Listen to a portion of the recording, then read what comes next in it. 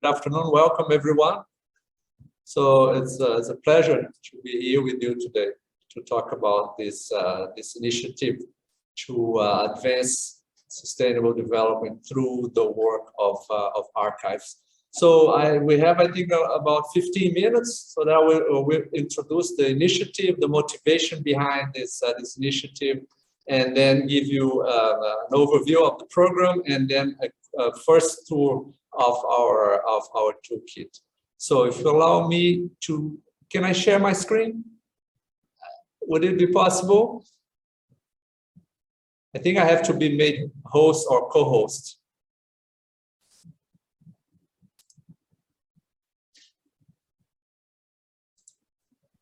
I think you should be able to share your screen. I see host disabled participant screen sharing.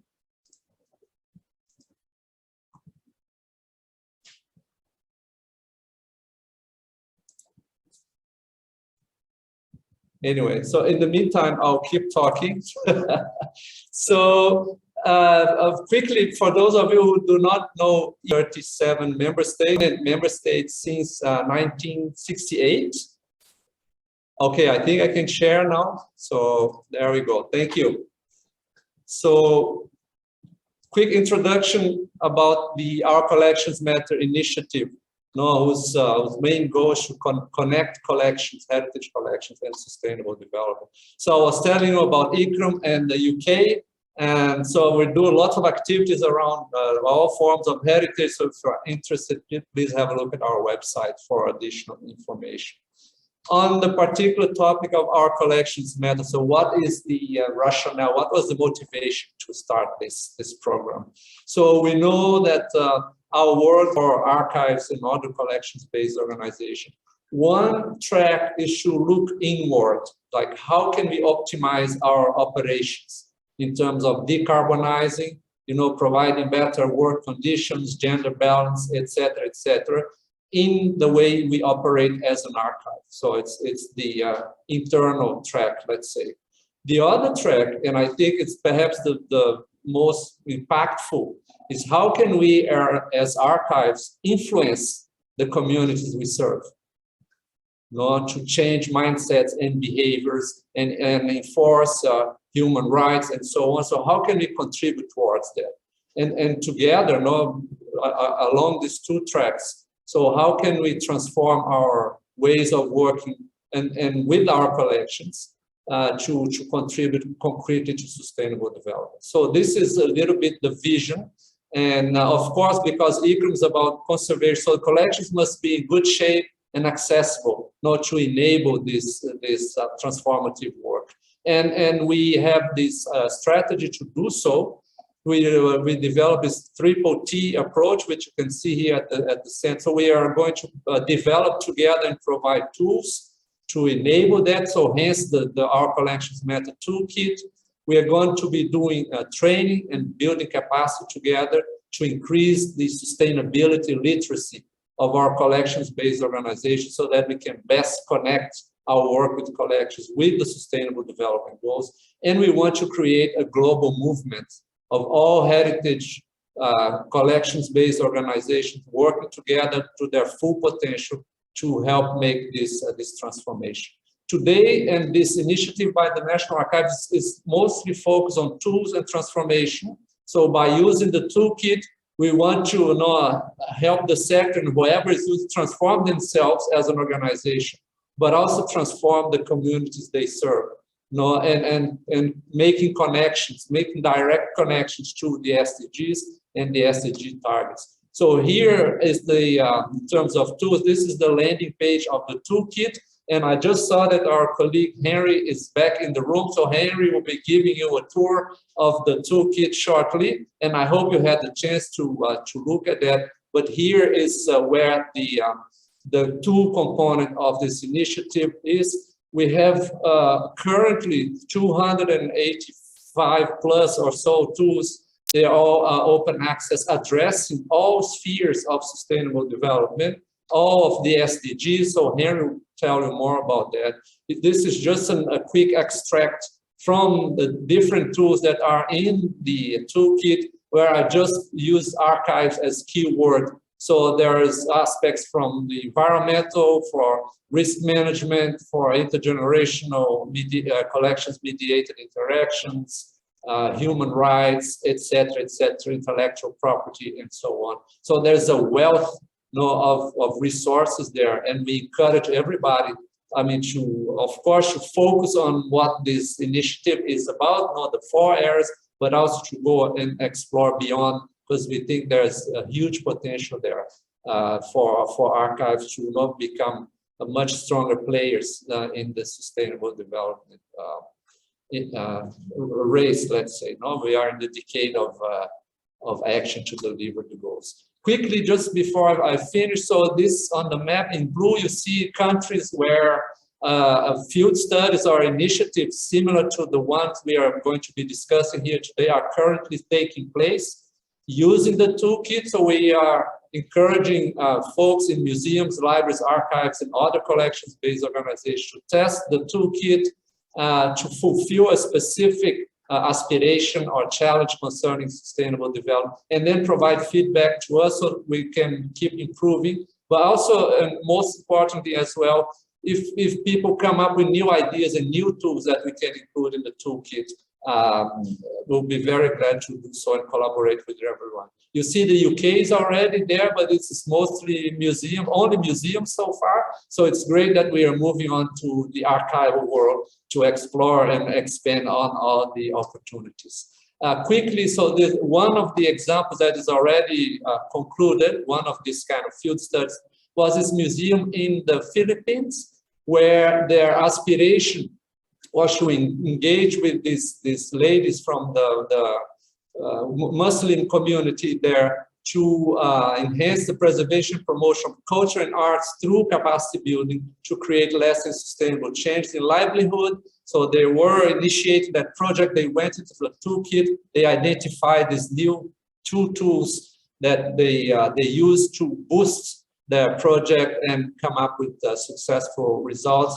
And as Henry will tell you in a bit, so there's always also indicators to help measure and communicate the outcomes of the initiative. And of course, this all is possible thanks to a strong coalition of international partners, of which the National Archives is one of them. So very glad to be participating in this effort today, and thanking all the partners as well, because as I said, so the idea is to have this global movement, to change the world and advance sustainable development through collection-based work. So I'll stop here, thank you. And I think it's over to Henry for a tour of the toolkit. Okay, thanks Jose. So I'll just go to the toolkit page. So I hope you can see the page here, just to explain how it works. So as Jose mentions, like Our Collections Matter is an initiative really to look at how we bring the work of collections and collections-based institutions to the Sustainable Development Goals and Agenda 2030. So Agenda 2030 is the kind of overarching vision, to get the world on a path to a sustainable future by 2030, not in 2030. We work very hard now so that we get on the right track by then. And it's also worth saying that the document is called Transforming Our World. But in order to transform our world, we need to transform our communities, our countries, but also our sectors, our institutions, and ourselves, our own working practices. So the discussion about sustainability can often seem a bit vague. It seems it can get very confusing because it means different things to different people. And that's one of the great strengths of talking about sustainable development, is because it's about the action. Sustainable development is the action of achieving a better balance. That is how we will arrive at the destination of sustainability. And so I'm just going to go to the toolkit. So you can see here on this resources page, we've got a nice little film that introduces the project and different information on initiatives from ICCROM. But I'm going to go straight into the toolkit to explain it. So I hope you can see this, so the toolkit can be thought of, it's a kind of like a basket of about 300 or so tools that we gather from all over the place. They have to be open access, they have to be online, and they have to be something that's really going to be useful. So there aren't so many articles or reports unless they contribute something very concrete. What we're trying to make this as practical as possible.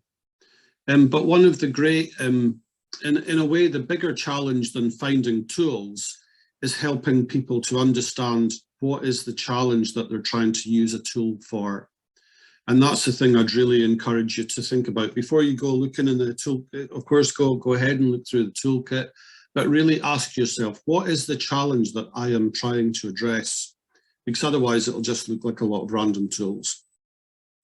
And so, because with the principle of innovation is that good ideas can come from anywhere, that we've really looked for tools from outside of the cultural sector, because that's also how we can change practice. How can we learn from other sectors that are perhaps working more with particular topics?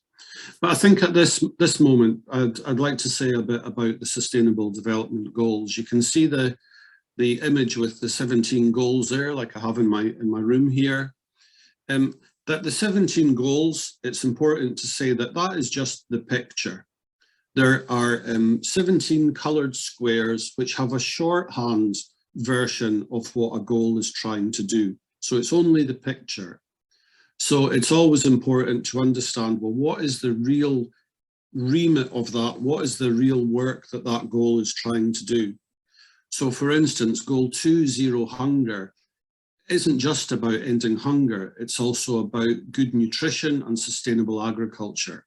So it's always important to understand these things. And it's also important to understand that the goals don't exist in isolation. They're a means to an end, not an end in themselves.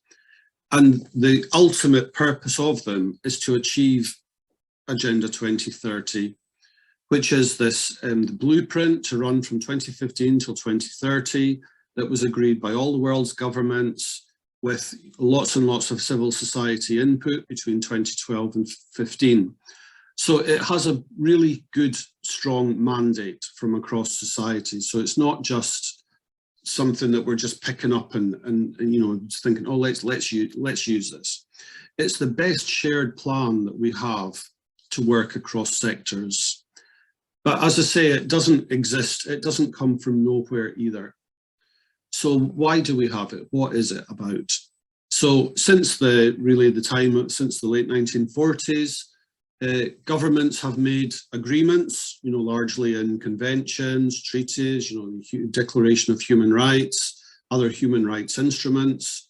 There are about 500 environmental agreements. So we have lots and lots of these agreements. Really, the incredible thing with Agenda 2030 and the Sustainable Development Goals is all of those existing agreements are rolled into one package that's quite easy to get your head around. So there are the 17 goals with their 169 targets, which make them up. So it can be said that the goals are a kind of super goals, 17 super goals. Within them, there are mini goals, which are actually the much more practical level to work at. So we can look at that. So we have the collection of 300 or so tools, but you can access them in 4 different ways, the same tools. Because people are different, they like to search things in different ways. You might be looking for a particular tool or for a particular purpose. So you can either search the tools by the 5 Ps, and I'll just click on one of them. So if we click on people, it takes you to all the tools that are tagged with people. And it's got a little bit of description at the top there, which comes from Agenda 2030. And then you'll see the returns, the list of tools which are tagged with people. And then if you click on the title of one, it'll give you more detail, even more detail. So I'm just going to go back because I'll go back and forth through this toolkit. So we've looked there across the 5 Ps across the top: people, planet, prosperity, peace and partnership. Down the left-hand side there are different activities that we can use collections for. You might be interested in, well, how can I use collections to strengthen the ways that we protect and safeguard cultural and natural heritage? How can we use collections to support learning and educational opportunities? How can we use them to promote social inclusion or cultural participation, and so on, through these different topics there? And if I click on move to the right-hand side now, where there are the 17 goals, if I click on a goal, let's take goal 1, no poverty. It has the full title of the goal there at the top, next to the little red square. And then it's got the return of the different tools that are tagged as relating to that goal. And when we say that these tools relate to that goal, that means these are tools that if you use them will help achieve that goal, because that is what we're trying to do. It's not just to align our work with a goal or say we support that goal. We're working to try to achieve that goal. That's what this is all about. We're working to do more, to do bigger, to do better, to develop ourselves, our knowledge, our skills, our capacity to bring collections and collections-based work to contributing to sustainable development. So I'll go back again.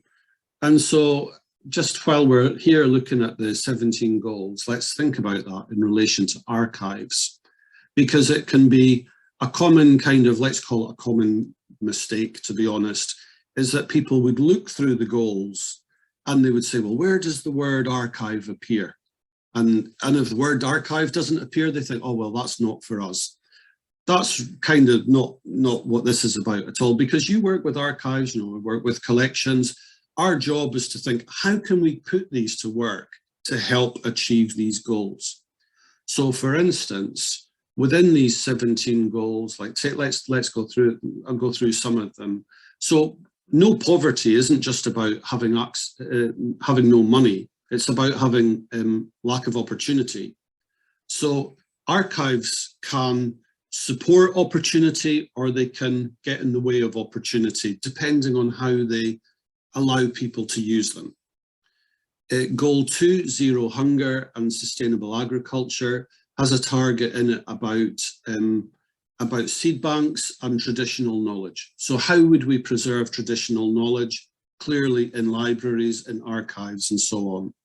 And we can think about that in terms of all of the 17 goals, that archives can contribute to them in different ways, either through the collections they develop, how they enable people to make use of them, how those relate to external agendas, how they operate, and so on. So as to say, and that would be my sort of suggestion to you really, is to think, well, how can our archive, how can our collection be put to work to contribute to these 17 goals? And so the most detailed way that you can search the toolkit is on the bottom right here. And personally, I think this is the strongest way to do it. That if you, for instance, have a look through the goals and the targets, and then you think, oh, actually, this target is the thing we're mostly interested in. I personally find that's the most concrete way to search the toolkit. So if you click on, it's like a letterbox here at the bottom right. If you click on the arrow, you'll be able to go through the titles of all of the targets that we have tools for.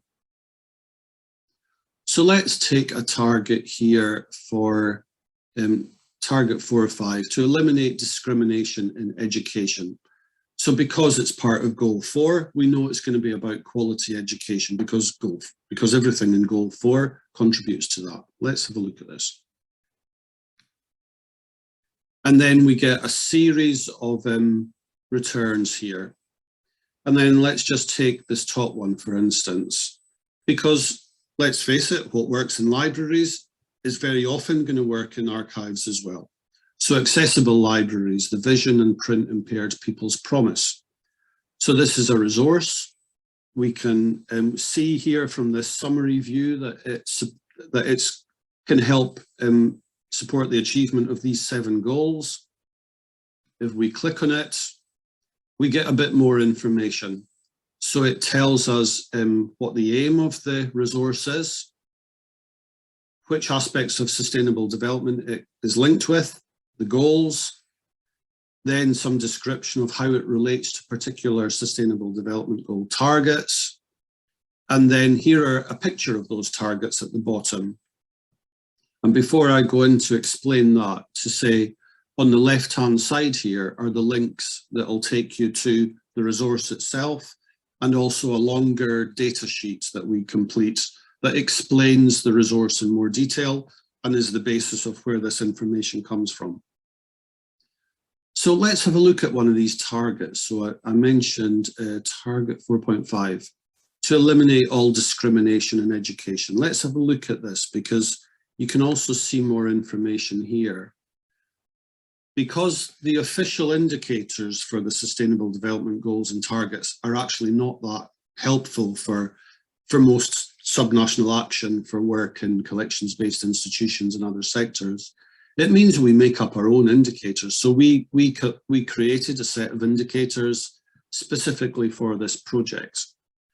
So for instance, if you were looking to eliminate all discrimination in education, that could be measured or monitored in terms of the number of educational or training programs during collections that are directed towards particular social groups, or so on. But we can find even more information here. Let's go to the Sdg Target Page, which again exists within the toolkit. So it has the title of it across the top, and the full title of it, then the indicators which we just saw, and these are the different, as we saw, the different resources that relate to that target. So it can seem a bit circular because we've got this collection of tools that you can explore in different ways.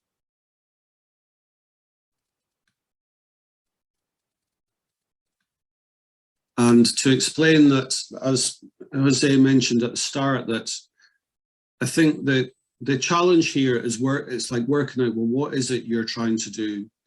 Are you trying to help decide what program you're going to work on? Are you looking to develop the program more effectively? Are you looking for tools that help monitor and evaluate something more effectively, or to communicate it? Are you looking for background reading or a framework that you can plan around? So the toolkit includes a lot of these things. And so it can seem a little overwhelming at first because there's a lot of information in it, but it's to say that there's no intention that you would ever use more than a few of these tools. Probably in each project, you would only use one or a couple of tools. But it's to say this is a really rich resource that's there for you to use, and I mean, I really wish you well with it. It's absolutely fantastic that the National Archives is working with you all on this.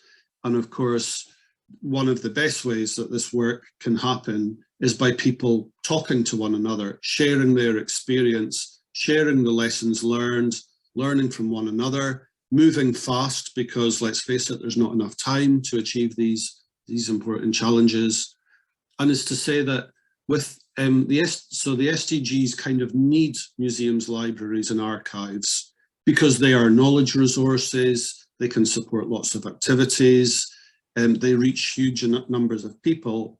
But it's also to say that museums, libraries and archives, they also need the Sustainable Development Goals, I think, because they can help you develop activities that are relevant to today's world.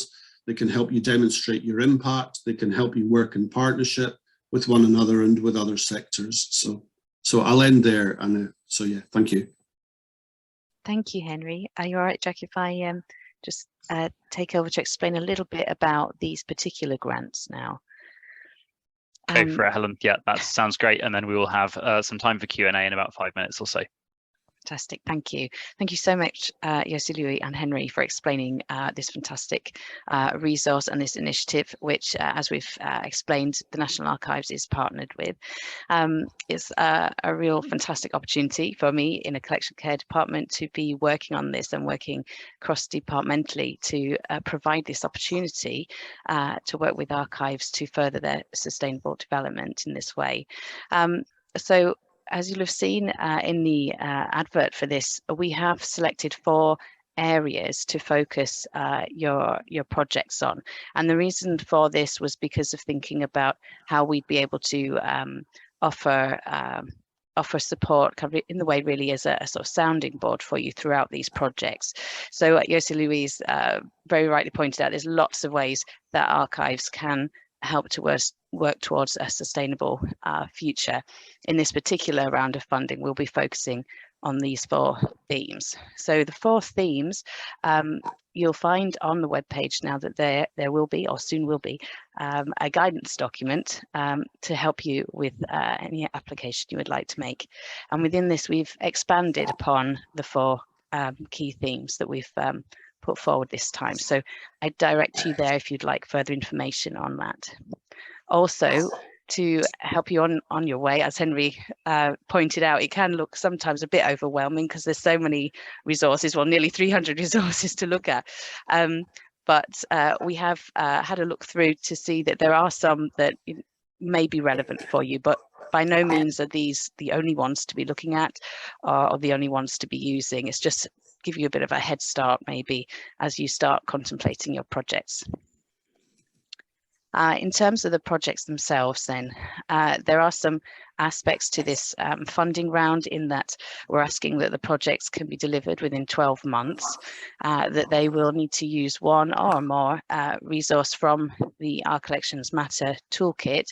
How much that resource is used is completely up to you and dependent on your project and your context. So it might be that it's simply inspiring you, giving you ideas you didn't initially have as to how to take forward sustainable development within your context, but it might also be giving you a really practical, hands-on process to follow to help you achieve your aims as well. With the grant as well, so I will be your key point of contact with the National Archives. So I'm the Our Collections Matter lead for the National Archives. As I say, I'm based within collection care, and I'll also be able to offer kind of the sounding board around emergency response, for example, because that's part of my role at the National Archives. But we have other specialists within TNA who have agreed that they can also participate to offer their expertise if needed, for example, around the, well, for each of these areas and these themes. So digital preservation, for example. So to offer you this support in a way throughout your project, we'd be looking at maybe 4 meetings throughout the project, really very much working with you around this as to when would be most convenient, and it'd be to raise any questions that you have, to just converse really around the project and discuss it more broadly, but also to help us to feed back to Our Collections Matter. So there's various forms that I will be filling out as part of this field test, and I really need your input for those, and it'll be fantastic to work with you on that. And then lastly, we'd be looking to produce a short PowerPoint or video about your project, which then can be used by Our Collections Matter on their website, for example. So like the one José-Louis has already showed you there, I think is a PowerPoint around that. We can put a link in at some point, I'll go find it. And also that you could use it, and the National Archives as well. We really would like the reach from this grant funding round to be as much as possible and to inspire as many as possible. So I think that's all that I need to cover.